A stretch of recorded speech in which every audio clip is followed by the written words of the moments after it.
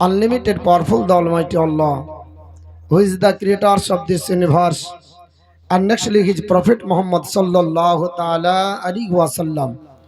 Respected the presidents of this occasion, who is the sitting on the stage, then elders and another brothers and sisters sitting the opposite side of all. Welcome all of you with Islamic rules. Assalamu alaikum wa rahmatullahi wa barakatuhu. আমার বক্তব্যের প্রারম্ভে আপনাদের আমাদের সকলের পরিচিত বক্তা এই মাদ্রাসারই শিক্ষক, উনি যথেষ্ট পরিমাণে বক্তব্য রেখেছে। তা আমি মনে করেছিলাম যে তাহলে এত যখন লোকের একটা সমাবেশ, মনে হয় প্যান্ডেল আর জায়গা নাই, আর পীর সাহেবকে যখন নিয়ে আসা হবে তখন তো জায়গা আরো পাওয়াই যাবে না। এর জন্য আমি আপনার খুব আকাঙ্ক্ষিত ছিলাম, তো এসে যা দেখছি তার বিপরীত হয়ে গেল। এটা আমাদের কপাল খুব ভালোই চলছে, বোঝা যাচ্ছে যে আমরা কোন পরিস্থিতি আছি। আর এই পরিস্থিতির উপরে হুজুর যথেষ্ট পরিমাণে কিছু উপদেশমূলক বক্তব্য রেখে গেলেন। তো শুনেন, আমি আপনাদের কাছে কয়েকটি কথা, আমি এক আধ ঘন্টা আপনাদের কাছে থাকবো। আল্লাহ রাব্বুল আলামিনের পবিত্র কোরআন তেলাবাত করেছি, আর কোরআন নিয়েই কথা হবে ইনশাআল্লাহ। আজ মুসলমান শুনলেন যে মুফতি সাহেবও বলছিলেন, আমি খুব শ্রদ্ধা করি, তো মুফতি সাহেব বলছিলেন যে পাথর চাপড়িতে মেলা হচ্ছে, ওখানে সব চলে গেছে। তো পাথর চাপড়ির চাইতে আপনার এখানেও তো মেলা কোনো অংশে কম নাই। কম আছে না বেশি আছে? গোটা মেলাতে লোক, আমার আধা ঘন্টা লেগেছে আমার গাড়িটা পার্কিং করতে। তা আপনারা আমরাও তো মেলাতেই ঘুরছি, মেলা সব জায়গাতেই লেগে আছে না নাই? আজ থেকে 1450 বছর আগে যে মেলাটা নবী সরিয়ে দিয়ে ঈদ নিয়ে এসেছে, ওই ঈদ উপলক্ষে মেলা হচ্ছে, হচ্ছে না? হচ্ছে না? আন আনাসিন কল কাদিমান নবী সাল্লাল্লাহু আলাইহি ওয়াসাল্লাম আল মদিনা। হযরত আনাস বিন মালিক বর্ণনা করে, আবু দাউদ শরীফ প্রথম খণ্ড পৃষ্ঠা নম্বর 161 এবং মিসকাত শরীফ প্রথম খণ্ড পৃষ্ঠা নম্বর 126, বাবু সালাত আল ঈদাইন, এই ঈদের অধ্যায়ের বর্ণনা। নবী মক্কা ছেড়ে হিজরত করে যখন মদিনা গেলেন, ওয়ালাহুম ইয়াউমানে ইয়ালআবুনা ফিহিমা, সেখানকার মানুষ দুটো দিন আনন্দের সঙ্গে কাটাচ্ছে। এখন বর্তমান জানো জালসা মানে আগে থেকে পূর্ব পরিকল্পনা, পাকা দরগায় জালসা, আপনার রেডি করে রাখ, কেন পাকা দরগা জালসা আছে। আসলে জালসা শুনবে না, ও মেলা শুনবে। মেলার লেগে টাকা জন্মাচ্ছে, আর মেলার লেগে শক্তিও অর্জন করছে। সারা রাত জেগে থাকতে হবে, দৌড়াদৌড়ি করতে হবে, ঘোরাঘুরি করতে হবে, দারুণ আপনার দাপাদাপি হবে। এর জন্য আপনার চুকি আছে 1 মাস ধরে পাকা দরগা জালসা হবে, তারপরে 2 দিন পর আবার জালসা আছে নসিপুরে। আসলে জালসাতে বসে না, শুধু মেলায় ঘোরে, ঠিক না বেঠিক? কিন্তু উদ্দেশ্য হচ্ছে মেলা, আর বলছে জালসা, যে জালসায় যেতে হবে, জালসায় যেতে হবে। তো ওই মক্কা থেকে হিজরত করে নবী আমার মদিনা গেলেন। মদিনাবাসীরা সেখানে 2 দিন আনন্দের সঙ্গে কাটাচ্ছিল, আনন্দ করে, ফুর্তি করে, খেল করে, তামাশা করে, নিজের প্রবৃত্তিকে আনন্দ দেওয়ার জন্য। ফাকালা মা হাজানিল ইয়াউমানি, নবী আমার বললেন এই 2 দিন কিসের?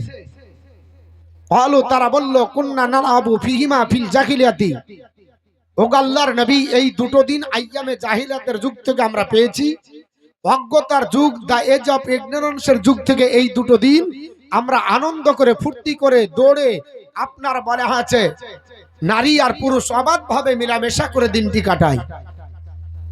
বিশ্বনবী যখন এই কথা শুনলেন, ফাকালা রাসূলুল্লাহি সাল্লাল্লাহু তাআলা আলাইহি ওয়াসাল্লাম, ওয়াল্লাযী বিয়াদিহি নাফসি, ওয়াল্লাযী নাফসি বিয়াদিহি, আল্লাহর নবী সাল্লাল্লাহু তাআলা আলাইহি ওয়াসাল্লাম এই কথাটা শোনার পরে বললেন, বলে শোনো, আল্লাহর আপনার বলা আছে কুদরতি হস্ত মোবারক আমার জানা, আমি তোমাদেরকে বলছি শোনো। আল্লাহর নবী সাল্লাল্লাহু আলাইহি সাল্লাম বললেন, কাদ আবাদালাকুমুল্লাহু বিহিমা খায়রুম মিনহুমা ইয়াউমাল আদহা ওয়া ইয়াউমাল ফিদির। হে আমার মদিনাবাসীরা, আল্লাহ তোমাদেরকে এই দুটো দিনের পরিবর্তে দুটো উত্তম দিন দিয়েছে। একটা হলো ঈদুল আযহা আর একটা হলো ঈদুল ফিতরের দিন। এটা আল্লাহর নবী মক্কা ছেড়ে হিজরত করে 53 বছর বয়সে নবী গোটা পৃথিবীর মানুষকে এই মেলা খেলা বন্ধ করে যে ঈদের উৎসব দিল, এই ঈদের উৎসবের দিন মাইকিং করে বলা হচ্ছে আগামী ঈদ উপলক্ষে 4 দিন ধরে জালসা হবে আপনার ভগবানগুলা অমক আমবাগানে, 2 নম্বর ব্লকের অমক আপনার হাটে, এবং জালসাতেও সেটা হচ্ছে।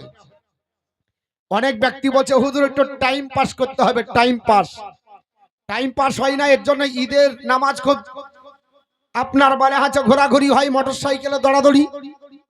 আল্লাহর নবী সাল্লাল্লাহু আলাইহি ওয়াসাল্লাম বিশ্ব নবীর সাহাবী হযরতে আবিল হাওয়ারিস রাদিয়াল্লাহু তাআলা তিনি বর্ণনা করেন, আন আবিল হাওয়ারিস আন্না রাসূলুল্লাহ সাল্লাল্লাহু তাআলা আলাইহি ওয়াসাল্লাম ক্বালা লি আমর ইবনে হাজ ওয়া হুয়া বিনাজরান আজ্জিলিল আদহা ওয়া আখিরিল ফিতরা ওয়া যাক্কিরিন নাস। নবী চিঠি লিখলেন। নবী কি করলেন?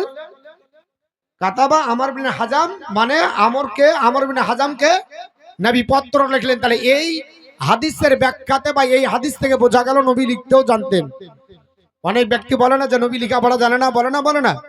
এটা মিশকাত শরীফ প্রথম খণ্ড পৃষ্ঠা নাম্বার 127। তো নবী একটা চিঠি লিখলেন কাকে? আমর ইবনে হাজামকে, যে তিনি নাজরানে ছিলেন। বলে আমর ইবনে হাজাম, তুমি ঈদের নামাজ যখন বকরা ঈদের নামাজ পড়াবে জলদি পড়াও, কারণ পিছনে অনেক কাজ আছে। কোরবানি করতে হবে, মাংস বন্টন করতে হবে, আবার রান্না বান্না করে খেতে হবে, ঠিক না? আর ঈদুল ফিতরের নামাজটা ধীর মস্তিষ্কে একটু দেরিতে পড়াও। যাক্কিরিন নাসা, আর মানুষকে বক্তব্য শোনাও। জোরে বলো সুবহানাল্লাহ।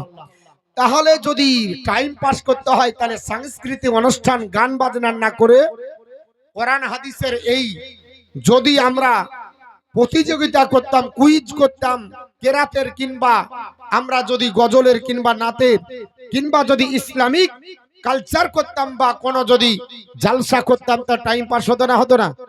টাইম পাস হতো। আজও বর্তমানে আজকে আমরা সবাই বলছি, সব শ্রেণীর মানুষের একটাই বাক্য, মুসলমান আপনার বলা হচ্ছে চিন্তিত, মুসলমান লাঞ্ছিত, মুসলমান ঘৃণিত, পদদলিত। কেন মুসলমান এটা হবে? মুসলমান তো আল্লাহর কাছে প্রিয় বান্দাবান্দি হবে, কারণ মুসলমানের দোয়া আল্লাহ কবুল করবে। মুসলমান আপনার যা চাইবে তাই দিবে, কারণ আল্লাহ বলেছে উজিবুদ দাওয়াতি দাঈ ইযা দাআন, আমি প্রত্যেকের দোয়া কবুল করি যেখান থেকে যে অবস্থায় করুক। কিন্তু ফাল আপনার বলে আছে ফালেস্তাজিবুলি, তারা যেন আমাকে মান্য করে চলে, ওয়াল ইউমিনু বি, এবং আমার উপরে ঈমান আনে। আমরা কেমন মান্য করি? আল্লাহ পাক আপনার বলা হয়েছে যেটা নিষেধ করেছে সেটা মুসলমান করে কি করে না? আল্লাহর কোরআনকে জিজ্ঞাসা করুন, যে সমস্ত জিনিসগুলো আল্লাহ নিষেধ করেছে মুসলমান এখন সেগুলো করে। আল্লাহর নবী যেগুলোকে নিষেধ করেছে সেগুলো কি করে? সবচাইতে উত্তম জায়গা হলো মসজিদ। সেখানে মুসল্লিকে দেখে, মুসল্লিকে আপনার সমবেত করার পরে ইমাম সাহেব মুখ তাকিয়ে নামাজ পড়ে। আর মেলা যদি হয় সেখানে আপনার ঠেল সহে না, আপনার সরে যাও বলে জায়গা দিতে হয়। এটা হলো মুসলমানের পরিচয়। আল্লাহ পাক পবিত্র কোরআনে বলেছে, মান আরাদা আন যিকরি ফা ইন্না লাহু মাইশাতান দনকা। আল্লাহ রাব্বুল আলামিন পবিত্র কোরআনে বলে, যখন আল্লাহর বান্দা বান্দি মুখ সরিয়ে নিবে আল্লাহর জিকির থেকে, আল্লাহর আরাধনা থেকে, ইবাদত বন্দিগি থেকে আপনার মুখ ফিরিয়ে নিবে, তখন তাদের সংকুচিত জীবন হবে। আল্লাহর জিকির শুধু আল্লাহ আল্লাহ না, আল্লাহর জিকিরকে আপনার নামাজকে বলা হয়, আল্লাহর জিকির পবিত্র কোরআনকেও বলা হয়। তো বলেন, আল্লাহর জিকির যদি নামাজ হয়, 100 জন মুসলমানে 100 জন নামাজি পাওয়া যায়? কখনো পাওয়া যায় না। 95 জন বেনামাজি, 5 জন হলো নামাজি। 100 জন মুসল্লি যদি থাকে, 100 জন মুসল্লির মধ্যে আপনার 95 জন মুসল্লি কোরআন পড়তে জানে না। 5 জন যদিও জানে তো কোরআনের 12টা বাজিয়ে ছাড়ে, ঠিক না ঠিক বাপ? আত্মাহিয়াত এমন করে পড়ে মৌলভী সাহেব হাসতে হাসতে মুচকি পালিয়ে যায়, বলে কেন এমন করে পড়েছে আর শোনা যাবে না। তাহলে আপনার কোরআন পড়তে জানি না। আর কোরআন বলছে, এ জগতের মানুষেরও